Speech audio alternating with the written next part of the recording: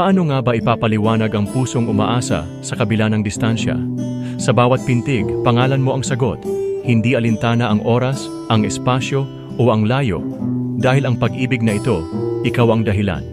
Pipiliin ka, hindi dahil madali, kundi dahil ikaw ang tanging kahulugan ng lahat ng hirap at paglalakbay.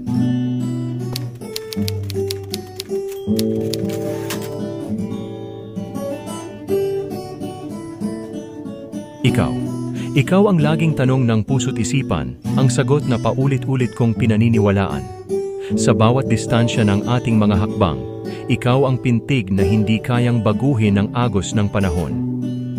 Sinasabi nila, mahirap ang magmahal ng malayo, na ang pag-ibig ay natutunaw sa pagitan ng oras at espasyo. Pero paano ko ipaliliwanag na sa bawat gabi, ang tanging liwanag ko'y ikaw? Pipiliin kita.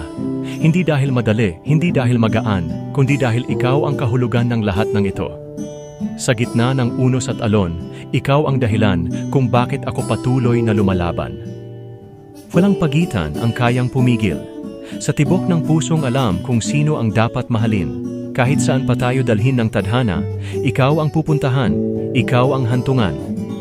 At kung sakaling magkaibang mundo ang ating galawan, mananatili akong tapat, nananalangin, umaasang ang ating landas ay muling magtatagpo sa tamang panahon. Kaya't sa araw na iyon, sa huli nating pagkikita, sasabihin kong muli, ikaw ang tahanan ng damdaming ito.